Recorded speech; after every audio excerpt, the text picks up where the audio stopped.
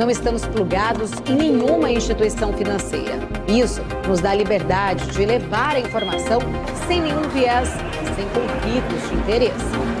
Ser a ponte entre as notícias, empresas, especialistas e os investidores. Tudo de uma forma dinâmica e com uma pitada de bom humor. Informação que gera valor, você sempre vai encontrar na BMC News.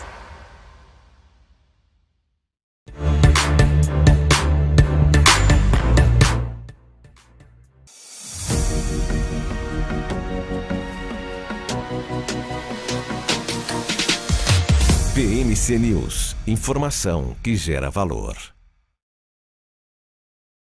Para o nosso closing aqui na BMC, muito boa tarde para você que está se sintonizando agora nesse momento, 4 horas e 53 minutos, Bolsa de Valores de São Paulo, prestes a fechar mais um dia em queda. Ibovespa perde 0,29% nesse momento, 119.622 pontos, a Petz cai 5,52%, a Dexco 5,47%, a Gerdau 3,40%, a Pivida 6,71% de queda, a Cogna, Alpargatas, aliás, está perdendo 3,61% e a Yudux 3,97%. O volume financeiro de quase 20 bilhões de reais em linha com a média histórica do Ibovespa. O dólar, por sua vez, está voltando a subir 0,04%, R$ 4,90.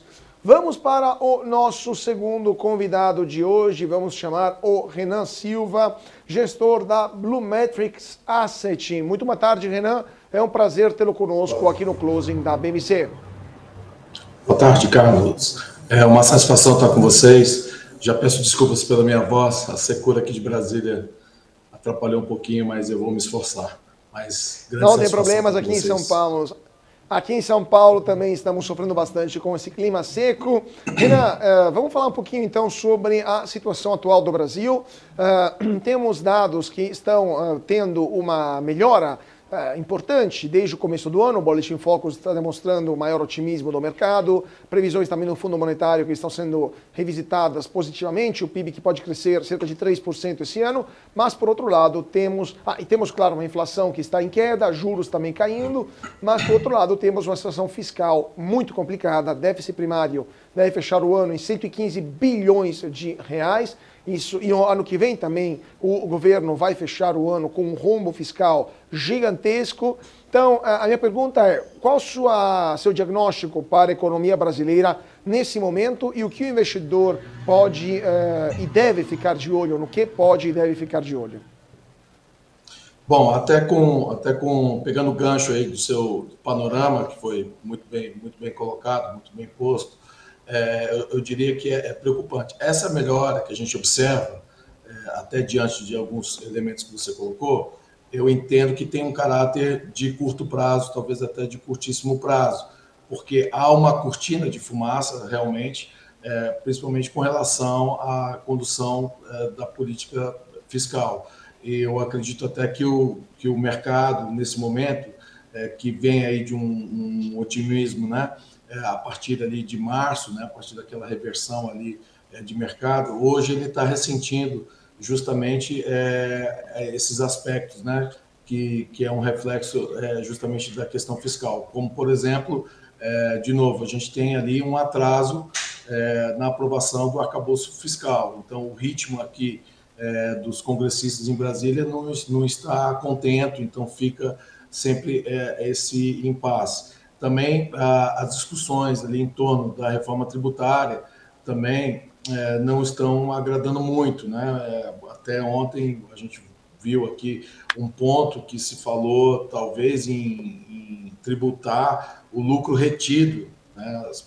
Então, né, nós economistas ficamos um pouco preocupados com isso, porque a ideia, né, é você não distribuir dividendos desnecessários, né, aquém do necessário, justamente para que isso seja revertido em investimento e geração de emprego, geração de competitividade.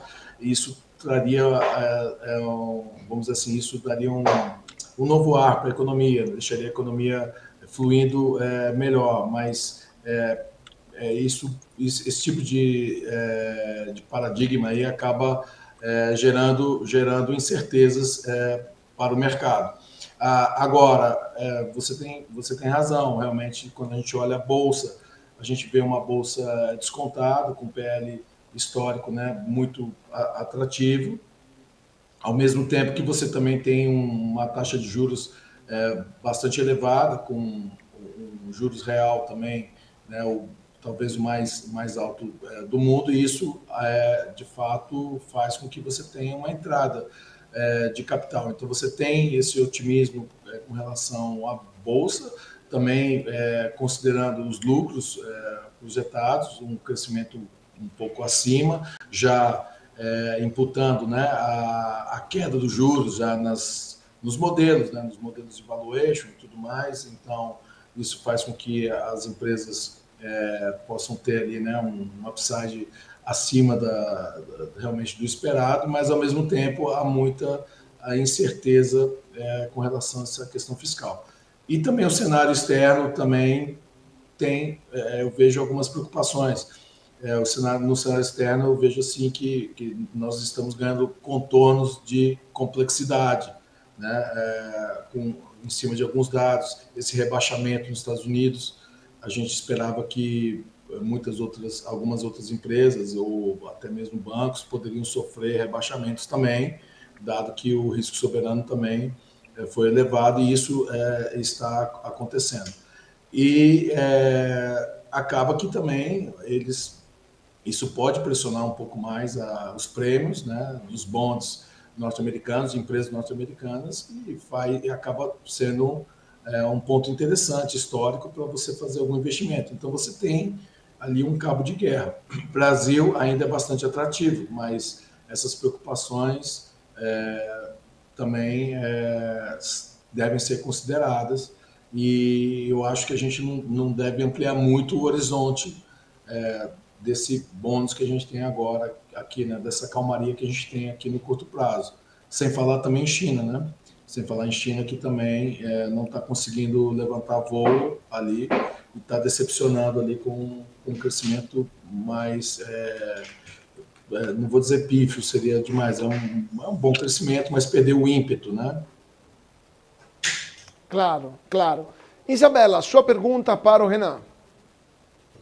Renan, boa tarde. Bom, diante, né, de todas essas questões também, cumprimento da meta, a questão, a gente viu a ata do Copom hoje, eu queria falar sobre essa curva, né? A gente observa um estresse na curva de juros, né, que já refletiu aí nas ações. Você acredita que o mercado ainda não está precificando essas incertezas? O estresse na curva seria apenas o começo do que a gente pode ter para frente? Como que você vê essa precificação aí nos títulos em relação à queda, à possível queda? Olha, bom, eu vejo que a curva, claramente, ela continua negativa, né? Que a gente chama de anormal, e ela continua assim, nesse formato, ela está bastante achatada ali em relação à curva de um mês atrás, eu vejo, né, dessa forma. Então, de fato, a curva está precificando, né, mais uma queda de 0,5%, né? O Banco Central já sinalizou que pode ter uma sequência ali, talvez o tom foi um pouco exagerado devido a essas incertezas de já praticamente contratar, né, 3 quedas de 0,5% daqui para o final do ano. Mas a curva, de fato, ela fez a correção, quer dizer, ela está negativa, precificando realmente um ciclo de queda de juros. A questão é justamente a continuidade, né, 2024 para frente, que eu acho que é a grande preocupação, e Bolsa ali foi muito nessa toada, né, dessa reprecificação da curva, né, ali para 0,5% de queda, e outros 2 cortes de 0,5%, e agora tem que se observar alguma mudança, né, estrutural, que a gente não enxerga mudança estrutural na questão econômica. A gente continua com as mesmas falhas estruturais. O que é preocupante é que realmente o governo ele gasta mais, ele está gastando mais, e as medidas que ele tem colocado são medidas inflacionistas, né? Como, por exemplo, tentativas de subsídios, né? Agora a gente tem ali, né, a questão do desenrola, tivemos um incentivo momentâneo ali no mercado ali automobilístico, né, na venda do mercado automobilístico. Então, essas interferências que pode gerar distorções e não serem sustentáveis ao mesmo tempo que pressiona a inflação. Então, o mercado recente, um pouco isso, principalmente o de renda variável.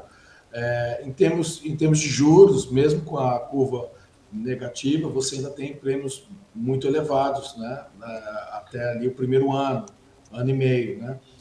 Lembrando, assim, na minha ótica de ex-tesoureiro, né, a gente evitava ao máximo alongar com a curva negativa, né? A gente, justamente dado essas incertezas, mas tem muitos juros para capturar no prazo mais curto. Uma vez uma vez a taxa caindo de fato, né, realizando de fato, a ponta longa da curva ela deve sofrer uma correção, que a gente chama, né, dar uma chicotada lá na frente, né, na ponta longa ali, que é onde tem mais sensibilidade, é onde você poderia alongar com mais tranquilidade. Mas ainda assim é um prêmio muito elevado. A gente fala que os juros pode chegar ali a 11,75 no final do ano, anteriormente estava se precificando 12%, mas a gente tem que pesar que ainda assim é uma taxa muito alta, tá? Então, assim, melhora um pouco a situação das empresas que estão alavancadas, mas é uma melhora marginal. Eu acho que o custo de capital ainda continua muito alto, né? Mesmo nesse patamar. Não há perspectiva de quedas mais intensas após agora 2023. É isso que a gente tem que tentar mensurar. O governo precisa dar respostas, né, mais contundentes sobre a condução da política fiscal. Ainda está um pouco vago essa questão.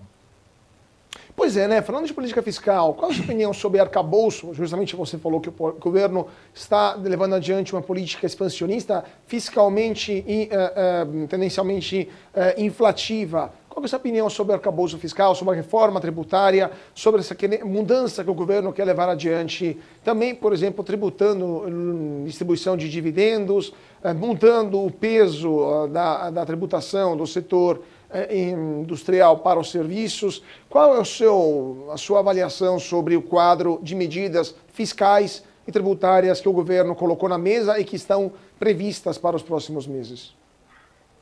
Então, com relação ao arcabouço fiscal, eu acho que o trunfo do arcabouço fiscal é que o teto de 2,5%, ele é um teto abaixo da média histórica dos gastos, né, acima da inflação que o governo vem apresentando anos anteriores. Esse seria um trunfo.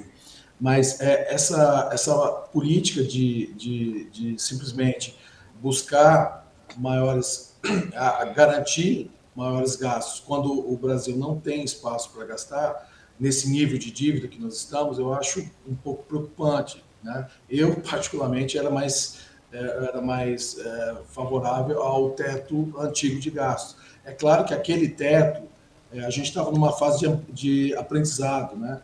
Porque realmente você teria que ter algum tipo de flexibilidade justamente para excepcionalidades, como aconteceu no Covid. Então, você deveria ter margens ali de negociação, ou então, como é feito nos Estados Unidos, uma negociação que inclui, né, os gastos com juros, mas anualmente, feito isso anualmente, garantindo ali realmente o equilíbrio fiscal. Esse modelo ele pode se exaurir rapidamente, eu vejo, né, bater ali no teto rapidamente, e talvez não atenda muito bem a condução da política fiscal, ao mesmo tempo que é de difícil aplicabilidade. Tá? Com relação à reforma tributária, eu entendo que é o seguinte, no cômputo geral, você tem que baixar os impostos no Brasil. No Brasil, os impostos estão inadequados. Se você considerar renda, né, e o grau de imposto, e comparar com os pares do Brasil e até mesmo os países desenvolvidos, nós temos com os impostos totalmente inadequados, eu vejo dessa maneira. Então, a ideia de simplesmente simplificar a arrecadação não atende. E isso eu acho que é uma preocupação, e por isso que eu falo que as melhoras que a gente vê em cima de tendência, elas têm caráter de curto prazo, porque as empresas estão muito, vamos dizer assim, prejudicadas com esse quadrante, né, em que os impostos do Brasil se encontram, né? Se a gente comparar principalmente com Coreia do Sul, Singapura, Hong Kong, Reino Unido, né, os países que têm economias de mercado mais pujantes, os impostos ficam ali até 20% ou abaixo de 18%, contra um imposto no Brasil de 34%. Então, não é simplesmente, não é tão simples assim você simplesmente desonerar a indústria e onerar os serviços, que é o setor que mais emprega. Você tem que manter ambos competitivos, mas com impostos mais justos. E isso o governo parece que não quer nem de perto falar sobre essa questão. Então, pode-se arrecadar mais, sim, com essa simplificação. No entanto, é sustentável esse grau de imposto que tem quebrado as empresas ao longo dos últimos 25 anos, 30 anos. Isso é uma reflexão que deve ser feita. Então, eu acho que o arcabouço fiscal é de difícil aplicabilidade, tá? E a reforma tributária ela deixa a desejar. Essa questão do dividendo, por exemplo, você tributar dividendo, não teria problema você tributar dividendo, como é feito em outros locais, só que você tem que desafogar outros tributos que foram colocados, que acabam deixando a empresa pouco competitiva e não cumprindo sua função de geração de emprego, como, por exemplo, os encargos trabalhistas, que são muito elevados. Então, você teria que fazer uma compensação. Quando foi tirado os impostos sobre dividendos, nos anos 90, a ideia era o governo, num país tão, vamos dizer assim, tão quebrado, né, com tantos problemas, era uma forma de garantir, antes de chegar na linha do lucro, era uma forma de garantir impostos ali para o governo sobreviver. Então, fez um deslocamento, tirou-se do dividendo, mas acabou aumentando outros impostos ali antes da linha do lucro.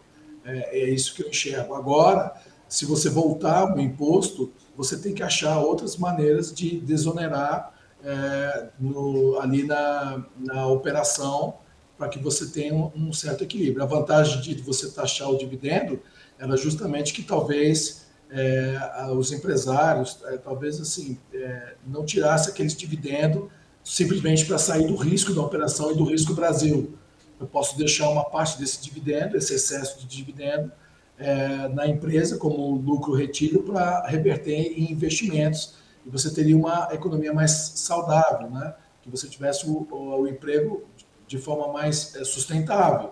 É isso que eu verifico. Então, simplesmente taxar o dividendo sem criar uma compensação, eu acho que é uma espécie de joelho no pescoço das empresas que estão bastante combalidas no Brasil. Perfeito. Isabela. Agora, falando da movimentação da Bolsa hoje, né, oscilando ali com ganhos em Petrobras e Itaú, mais o exterior e a Vale estão pesando contra o índice.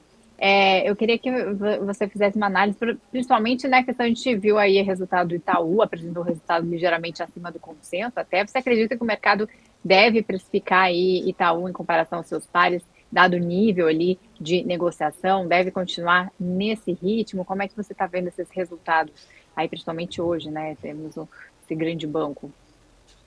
Sim. Bom, hoje a Bolsa ela está ressentindo, né? Porque os papéis que têm mais volume na Bolsa são aqueles que sofreram mais e na ponderação acaba pesando. Com relação ao Itaú, o resultado veio sensivelmente melhor do que os seus pares, tá? No entanto, me parece que há uma aversão ao risco com relação ao setor financeiro.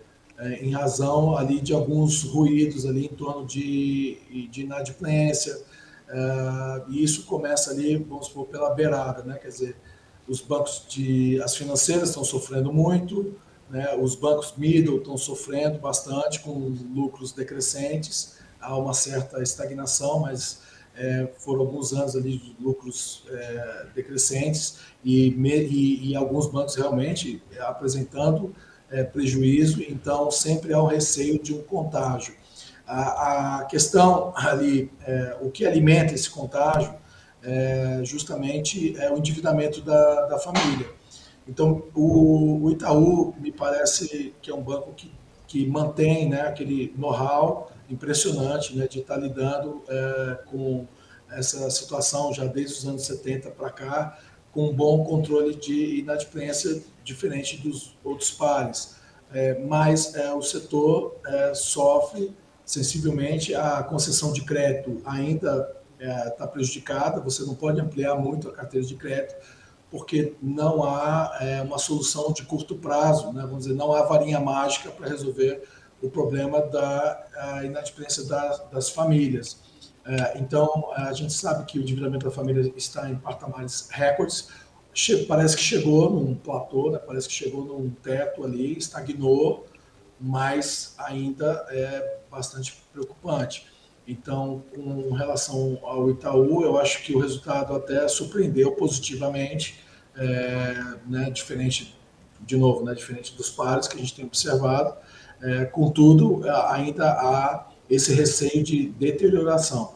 Inclusive, fazendo um paralelo, inclusive nos Estados Unidos, que também tem esse mesmo problema. Nos Estados Unidos é um pouco diferente, não é tanto a alavancagem das famílias, sim mais a questão de marcação a mercado, mas nós também não estamos livres aqui da marcação a mercado. Agora deve haver uma melhora, né? Com esse início do ciclo da queda dos juros, deve haver uma melhora dos títulos que estão em estoque, principalmente aqueles títulos que a gente não enxerga muito bem, aqueles que estão classificados como até o vencimento, que é uma pérola que tem aqui no Brasil, né?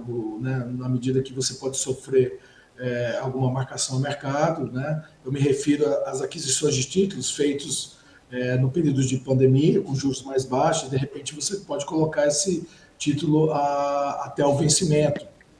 Então você não tem bem ali um resultado assim, vamos dizer, tão puro sangue ali, né, em relação aos bancos. Se isso acontecer nos Estados Unidos, pode acontecer aqui também. Então, eu acho que justamente essa insegurança com relação ao setor, não tanto com relação ao Itaú especificamente, tá? Perfeito. Agora, também eu queria lhe perguntar sobre a sua visão nesse momento das empresas mais interessantes na Bolsa Brasileira. Quais setores, eventualmente, você acha que são mais interessantes para ficar de olho até o final do ano? Commodities, bancos que a gente está falando agora, setor elétrico. O que vocês na Blumetric estão olhando com mais carinho? Olha, dado a situação ainda, eu acho que nós ainda sofremos efeitos colaterais de mais uma década perdida, tá? E de duas recessões severas, que foi a recessão 2015, 2016 e agora Covid. Então, a gente ainda preza muito pelos setores essenciais, com uma leve alteração do cenário. Então, agora parece bastante interessante. A gente começa a olhar para o varejo com bastante carinho. Então, por exemplo, o varejo, se é que posso dizer isso, né, o varejo alta renda é bastante interessante, porque a alta renda consegue proteger a sua renda, né, justamente com um complemento de investimentos, alguma coisa, e ela mantém um nível de consumo ali interessante. Então, setores que são sensíveis à queda de juros, mas de uma forma comedida na nossa visão. Agora, surpreende também o bom desempenho do setor de atacados, né, dos atacadões. O setor de atacado é engraçado, me parece que eles estão agrupando todas as classes agora, né? É um atacado um pouco mais não sei, um pouco mais moderno, né? O serviço ali está modernizado. Você entra no Atacadão hoje, ele parece um hipermercado, né? Ele não leva atacado. Ao mesmo tempo, ele está conseguindo apresentar preços competitivos, né? Então, você tem ali a baixa renda, né? A classe média e a classe alta se reunindo, fazendo compra no atacado. Isso realmente está fazendo com que os resultados sejam também surpreendentemente melhores. E com a queda dos juros, esse é um setor que tem ali uma certa reserva de valor, vamos dizer assim. E ao mesmo tempo, são setores que estão muito descontados, que estão defasados. No setor imobiliário também a gente tem a mesma questão. Aqui, particularmente, estamos privilegiando também o setor de construção, mas alta renda também, que deve ser privilegiado com a queda de juros. Ao mesmo tempo, são aquelas famílias que têm sua renda preservada e que apresentam inadimplência menor. Agora vamos avaliando passo a passo. Se a gente tiver uma melhora realmente consistente do emprego, da renda, do endividamento da família, isso pode se estender realmente para setores que têm foco na classe C e D. Outro setor também, o setor também de educação, também apresenta uma boa melhora e uma boa perspectiva, mas sem abandonar a base da pirâmide em termos de carteira, né? Não em termos sociais, mas sem abandonar ali os pilares dos setores essenciais, que são aqueles que funcionam melhor no Brasil, eu entendo. Claro, claro. Isabela, temos mais 2 minutinhos. Você tem uma última pergunta telegráfica para o nosso convidado? Isso que eu queria saber, assim, o que o investidor pode esperar, né? Qual a sua opinião qual a sua dica, qual seria a conclusão aí que devemos alertar aí o investidor, né? A gente viu um cenário completamente diferente no início do ano, tinha uma possível recessão nos Estados Unidos, né, questão da China, e agora a gente vê um cenário completamente diferente no segundo semestre. Qual que é a sua conclusão? Olha, eu acho que nós estamos num excelente momento em termos de janela de oportunidade, porque é a faca e o queijo na mão, vamos dizer assim. Você pode oferir resultados excepcionais com as taxas de juros, né, desde que você faça uma boa análise, e também na Bolsa de Valores. Então, como o investidor que tiver ótica de longo prazo na Bolsa de Valores pode fazer posições bastante interessantes, sem tirar ali o pé da renda fixa, diferentemente, né, dos Estados Unidos, que apesar de você ter um juro histórico melhor, né, você acaba se deslocando um pouco mais para a Bolsa de Valores. Aqui você tem prêmio nas duas alas. A questão é focar na seletividade, escolher bons ativos, né, considerando ali a análise de crédito também rigorosa, porque, né, o Brasil, de novo, né, o Brasil não é para amador. Ao mesmo tempo, você tem empresas grandes na Bolsa de Valores, né, e aqueles que têm menos aversão ao risco, que podem arriscar um pouco mais, você tem também uma recuperação das empresas mais alavancadas, mais endividadas, que com a taxa de juros menor vão oferir resultados, né, com despesas financeiras menores, podem oferir resultados excepcionais, mas, de novo, para aquelas pessoas que têm mais tolerância a risco. De qualquer forma, é uma boa oportunidade de montar posições de longo prazo, principalmente na Bolsa de Valores. Perfeito. Então, vamos ver o que vai acontecer com os investimentos e com a Bolsa aqui no Brasil e também, dependendo do que for lá fora, quanto seremos impactados. Com certeza voltaremos a falar com Renan Silva, gestor da Blumetrics Asset. Muito obrigado, Renan. Foi um prazer tê-lo conosco aqui no Closing da BMC. Igualmente, eu que agradeço a oportunidade. Carlos, Isa, satisfação estar com vocês. Até a próxima ocasião. 5 horas e 21 minutos nesse momento, aftermarket rolando a todo vapor e Bovespa em queda, 0,24%, mais um dia amargo para o principal índice da Bolsa de